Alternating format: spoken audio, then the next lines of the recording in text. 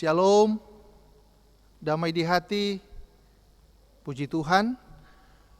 Saudara-saudaraku yang dikasihi dan diberkati oleh Tuhan kita Yesus Kristus, di kesempatan ini tentu kita sangat mengucap syukur oleh karena kebaikan dan kasih sayang Tuhan yang terus dinyatakan di dalam kehidupan kita sebagai umat kepunyaannya. Dan di kesempatan ini kita akan masuk dalam program Kusapa, kunjungan sharing dan penggembalaan. Kita akan membahas dalam kitab Roma pasal 12 ayat 1 sampai ayatnya yang ke-8. Sebelum kita membahas, kita awali dengan doa. Mari kita berdoa.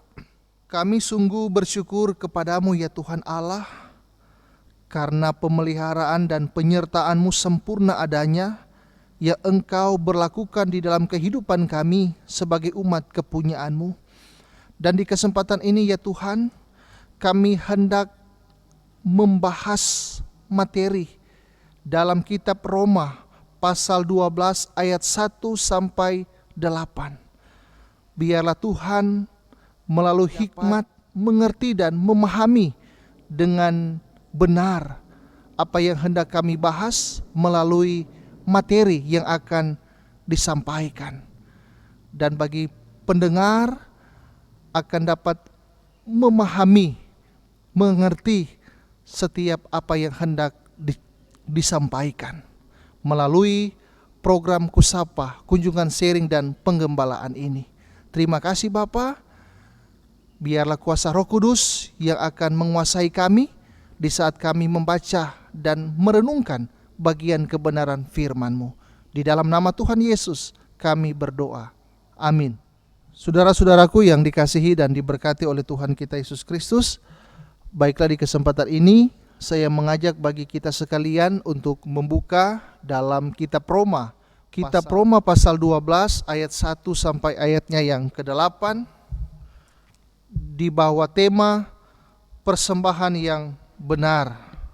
Demikian, karena itu saudara-saudara, demi kemurahan Allah, aku menasehatkan kamu supaya kamu mempersembahkan tubuhmu sebagai persembahan yang hidup, yang kudus, dan yang berkenan kepada Allah. Itu adalah ibadahmu yang sejati.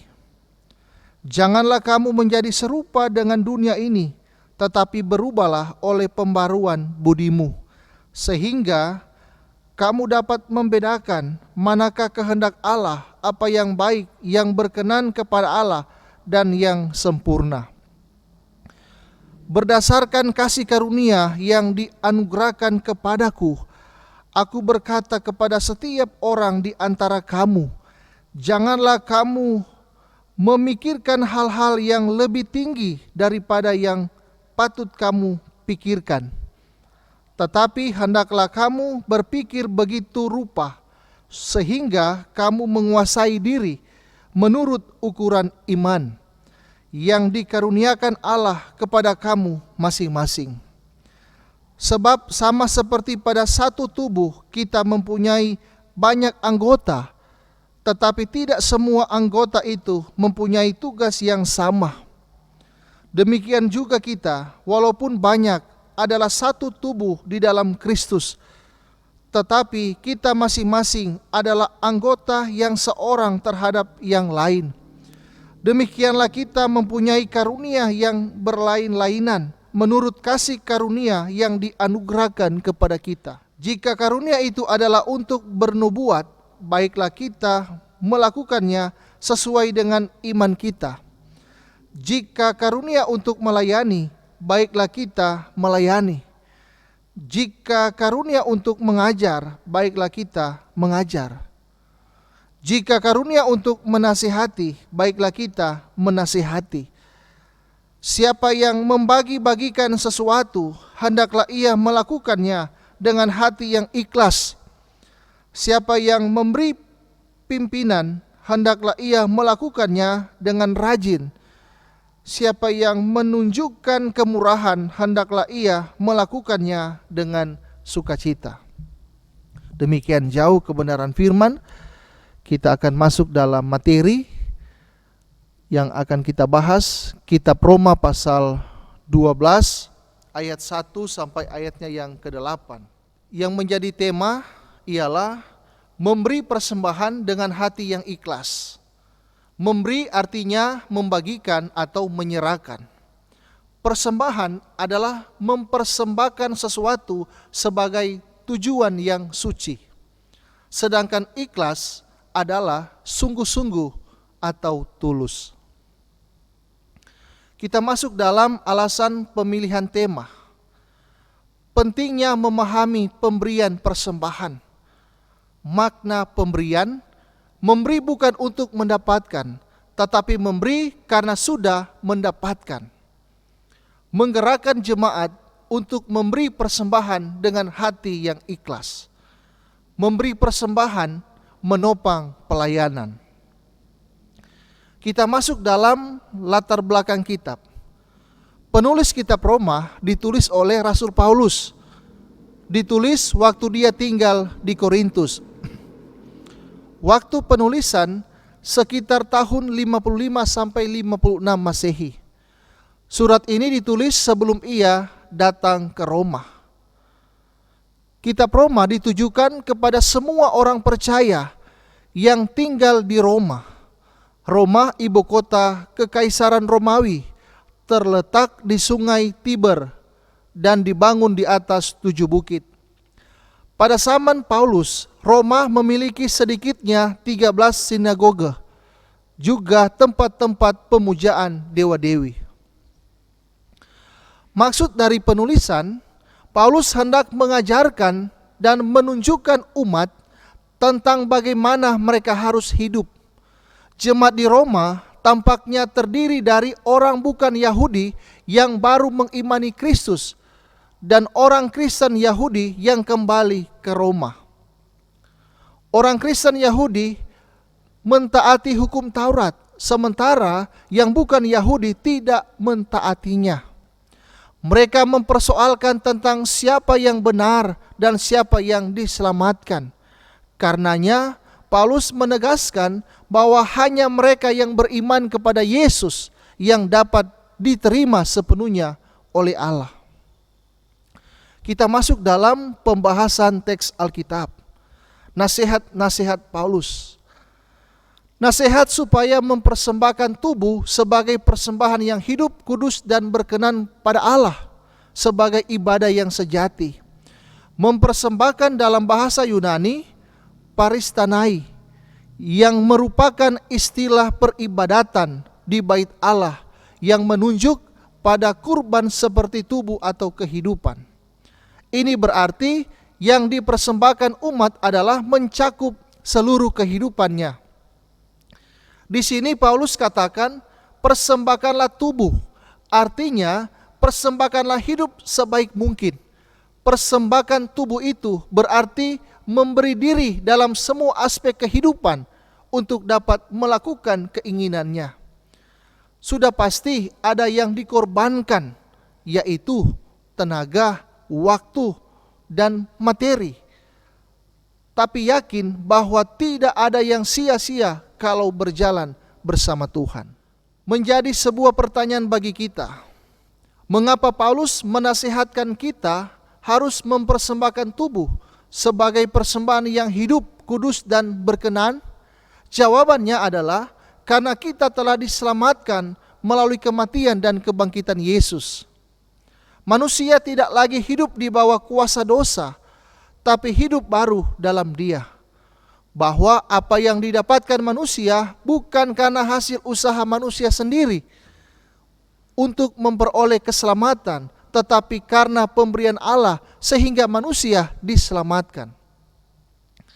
Sebagai orang-orang yang hidupnya diselamatkan, berarti ada dalam pemahaman bahwa kita memberi bukan untuk supaya kita diselamatkan, tetapi kita memberi karena sudah diselamatkan melalui pengorbanannya.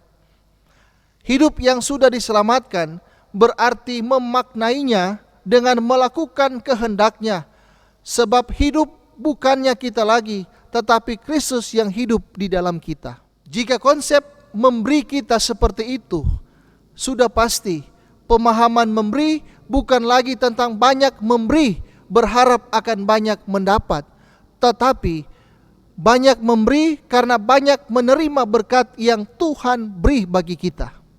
Sebab itu, kalau Tuhan dah kasih berkat, jangan pelit-pelit untuk berbagi bagi Tuhan, memberi bagi Tuhan. Mari topang kerja ke pelayanan yang ada. Sebab ada 3 kategori yang memberi. Yang pertama, orang yang memberi dalam bentuk materi atau finansial. Berkat yang Tuhan beri, mereka beri untuk menopang pelayanan. Apalagi sibuk dalam pekerjaan, tidak ada waktu yang cukup, maka menunjang kerja pelayanan dengan materi. Yang kedua, pemberian lewat tenaga.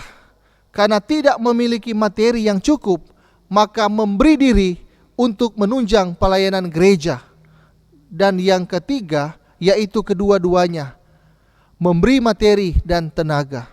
Berikut nasihat supaya mempersembahkan tubuh sebagai persembahan yang hidup, kudus dan berkenan pada Allah sebagai ibadah yang sejati. Mempersembahkan dalam bahasa Yunani paristanai, yang merupakan istilah peribadatan di bait Allah yang menunjuk pada kurban seperti tubuh atau kehidupan.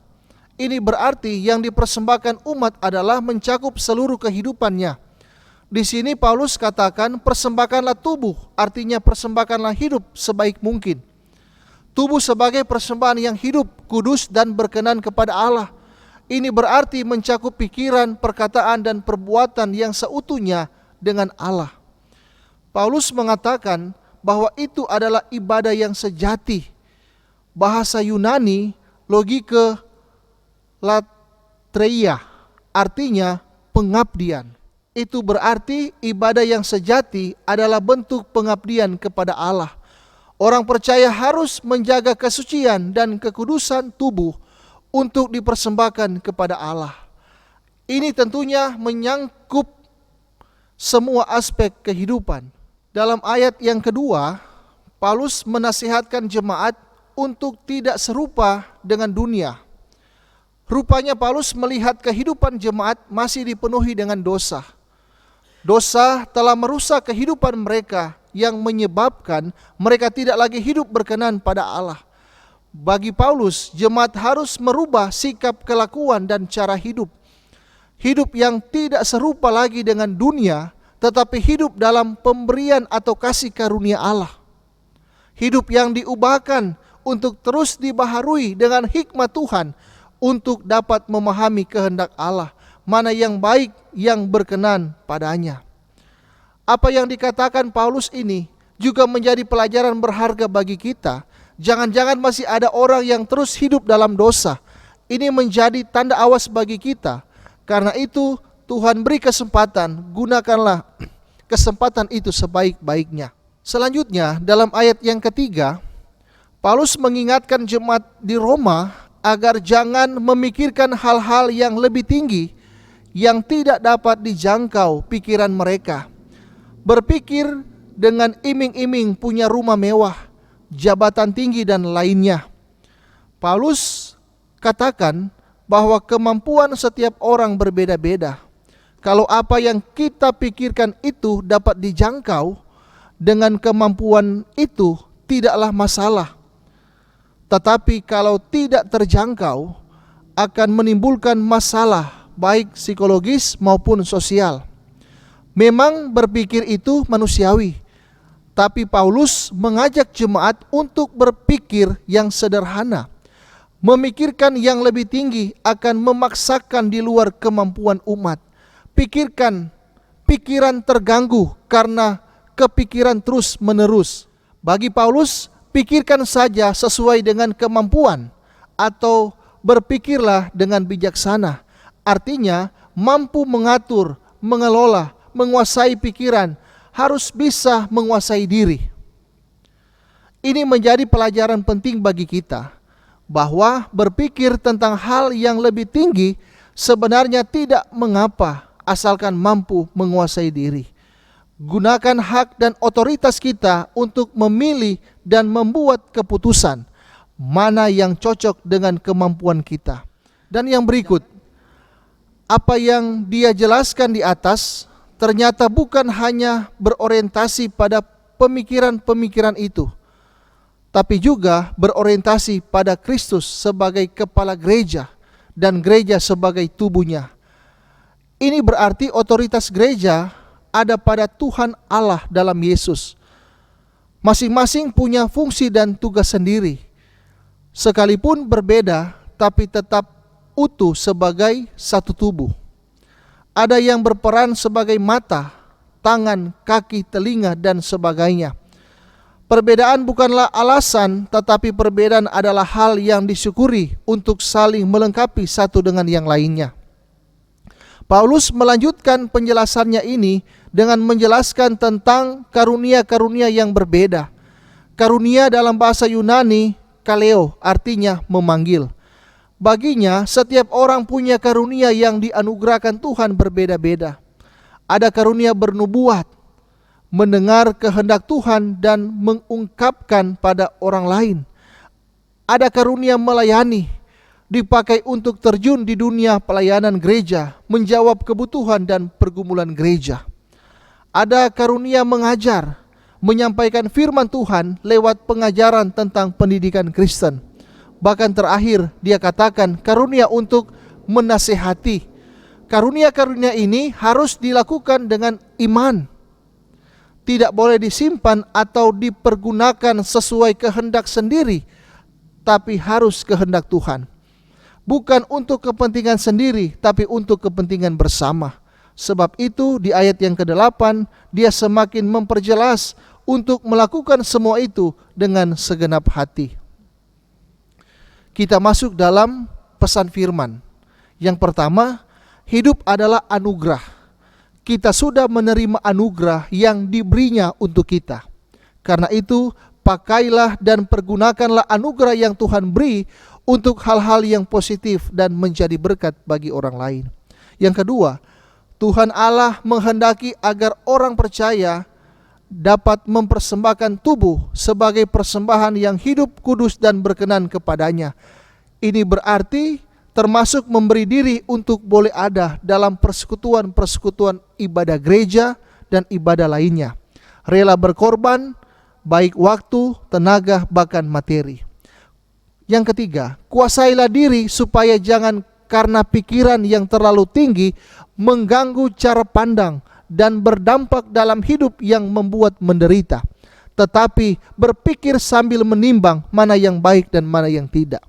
Dan yang keempat, konsep memberi. Memberi karena Tuhan sudah lebih dulu memberi, mengorbankan nyawa bagi kita. Memberi karena kita sudah terlebih dahulu menerima. Karena itu, mari memberi dengan hati bersyukur. Jangan ada yang sonak bakase, banyak bercerita ini itu. Karena itu, mari memberi dengan tulus ikhlas tanpa sungut-sungut. Dan yang berikut, di zaman perjanjian lama, orang mempersembahkan korban sebagai ungkapan syukur, menyembelih domba dan lain sebagainya. Zaman perjanjian baru, Kristus Yesus telah menjadi korban untuk segala dosa kita. Dengan apa membalas segala kebaikannya? Dengan mempersembahkan hidup dan pemberian persembahan sebagai ungkapan syukur atas anugerah Tuhan. Berikut, pergunakan setiap karunia yang Tuhan beri. Jangan memegahkan diri, jangan menggunakannya untuk kepentingan diri sendiri, tapi gunakanlah untuk kepentingan bersama serta untuk Tuhan. Persiapkanlah generasi masa depan untuk memahami arti pemberian yang sesungguhnya. Tentunya dimulai menjadi teladan bagi generasi muda. Demikian materi yang telah disampaikan dalam bacaan firman Roma pasal 12 ayat 1 sampai ayatnya yang ke-8. Mari kita berdoa. Ya Tuhan Yesus, kami telah membahas materi dalam kitab Roma pasal 12 ayat 1 sampai 8. Biarlah hikmat dan kearifan sorgawi menuntun kami, sehingga kami dapat memahami dan mengerti dengan baik dan benar setiap firman, setiap pembahasan yang disampaikan, dan kiranya itu dapat bermanfaat dalam kelangsungan di tengah kerja kepelayanan yang Engkau percayakan bagi kami. Biarlah semangat dan sukacita iman melayani tetap terus menjadi dasar untuk kami dapat memberi yang terbaik di hadapan Tuhan melalui kerja kepelayanan yang Engkau percayakan bagi kami. Terima kasih ya Tuhan Allah. Inilah yang menjadi ungkapan permohonan syukur kami kepadamu, yang kami bawa dan persembahkan hanya di dalam nama Tuhan Yesus, yang rela menderita, sengsara, mati dan bangkit untuk menyelamatkan kami umat manusia, supaya kami tidak binasa melainkan beroleh hidup yang kekal. Kami berdoa dan mengucap syukur. Amin.